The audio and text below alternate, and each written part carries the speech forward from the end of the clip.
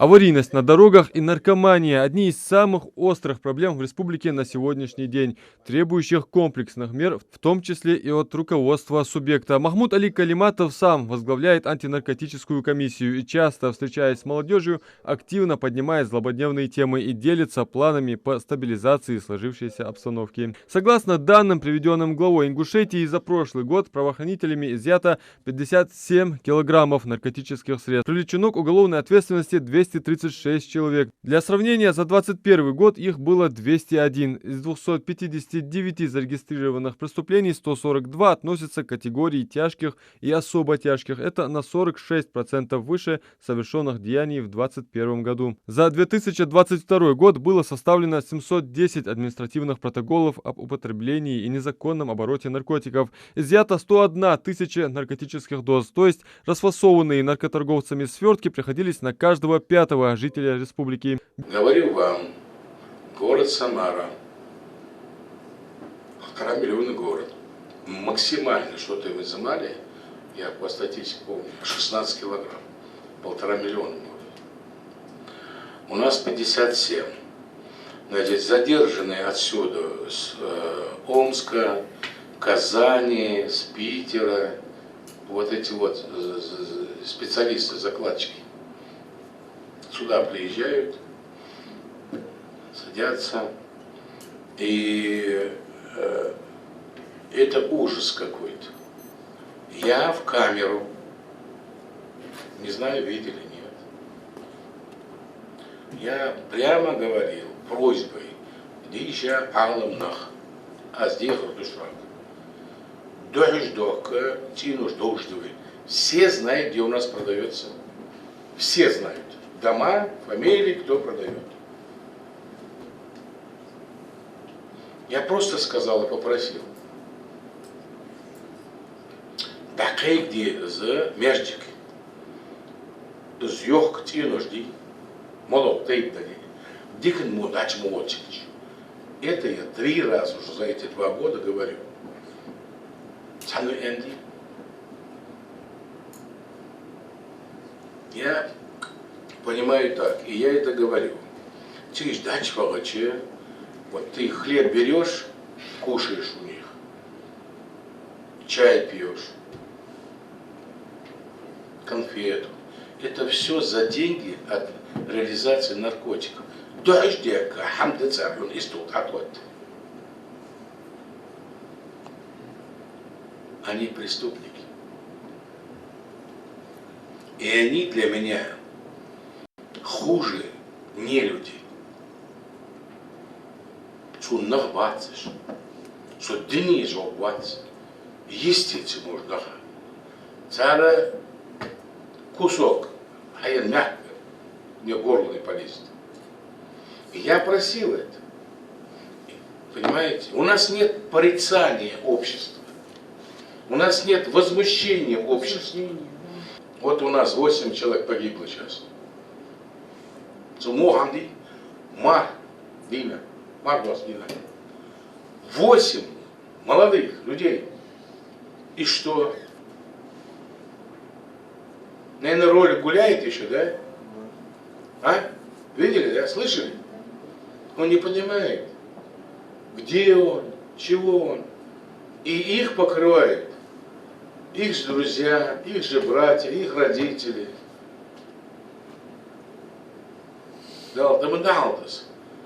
Я думаю про себя, как они вообще.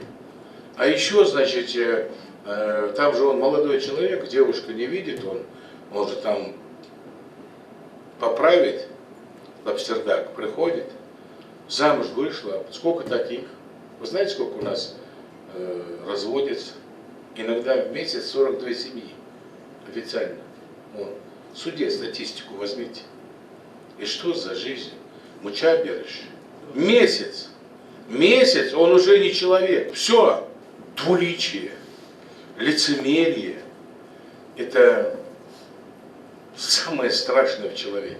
На этих кадрах, предоставленных Управлением по контролю за оборотом наркотиков, запечатлена операция по поимке крупных наркоторговцев в Молговецком районе. У группы лиц изъято более 1,5 килограммов наркотиков. Наркоторговцы, или как их кличат в криминальном мире, барыги, уже стучатся к нам в дома, отметил глава региона. Создают закладки, сбывают товар бесконтактным способом. В том, что у этих людей нет ничего святого, Махмуд Али Калиматов удостоверился еще в годы своей прокурорской деятельности. Я честно вам скажу, в шоке от того, что происходит. Потому что я работал. Я в Кировском районе, особенно там был поселок такой, Зубчининовка. Там было очень много наркоманов. И я помню, статья была в газете в Самаре. Как жить, если мать просит посадить сына? Такая статья была. Это со мной корреспондент разговаривал, когда я был прокурором, и вырвал, я говорю, слушайте, вы же мать, я говорю, как мне жить-то, если мать просит посадить сына своего? Ну, пришла мать, женщина, и говорит, посадите моего сына. Я говорю, в чем дело-то? Как это вы? Он наркоман. Я говорю, процесс есть там. Вот, он же не совершает там, то все по 10, его надо, застукать, хотел сказать, в смысле, задержать со совершения. Она говорит, я, говорит, молчала, без мужа живу, дочке 10 лет, 12, ему, говорит, 16.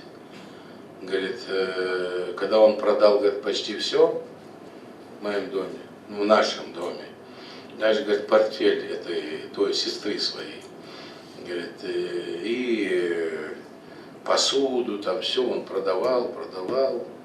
И, говорит, я, говорит, пришла, когда там сидела в подъезде дочка заплаканная, зашла, говорит, а там, говорит, 3-4 вот этих наркоманов, и они, говорит, потихоньку, последнее кресло, кровать, в которой эта сестра спала, остальное продали все. Она уходила на работу. Вот тогда, говорит, я решила прийти к вам. Я уже боюсь не за него, пусть он там будет проклят. Я вот дочке 12 лет, приеду отцу. Ситуация с дорожно-транспортными происшествиями в республике часто оказывается сопутствующей проблеме наркомании, отметил руководитель субъекта. В 2022 году Ингушетия стала лидером по приросту аварийности на дорогах. Это самый высокий показатель среди 19 российских регионов, где зафиксирован рост дорожно-транспортных происшествий. Глава региона Махмуд Али Калиматов обсудил с молодежью самые последние новостные сводки ДТП. За текущий год в регионе зафиксировано 62 дорожно-транспортных происшествия, в результате которых погибли 22 человека, 103 ранены, из которых пострадали 8 детей. Самая частая причина ДТП – езда с превышением скорости. К тому же автолюбители тонируют стекла машин, ухудшая условия видимости на дороге. Можно нам дороги не строить хорошие. Мы же сделали. Мы первое место, 3-й год занимаем в России. Вы знаете, Дятар Даводыш, Сурод Даводыш, Эллиот Ачводыш, Херсонской, Молбики, Еле, Мыча Амадиадиевич, Вижили Даводыш. Хорошие слишком дороги. Гоняют. С бензин, а чедети, ненегар, далее, лолхочек, далее, дикрываги, с бензин, а что? Щи ица, мажи, лорью, самсак вале, вахсак вале. А ему все равно, ему так это задарили. Глава Ингушетии Махмуд Али Калиматов рассказал и об иностранных агентах, пытающихся дестабилизировать общественно-политическую ситуацию в стране. Попытки зарубежных эмиссаров завербовать молодых людей в ряды террористов через подмену моральных и религиозных ценностей, пользуясь ревностным отношением мусульман к своей религии, внушают вражду к окружающему миру. Махмуд Али Калиматов призвал не набираться знаний из неизвестных источников, не давать себя одурманить и сохранять ясный ум. Ведь подрастающее поколение – это будущее республики. Адам Мережков, Джамалей Султыгов, Новости 24.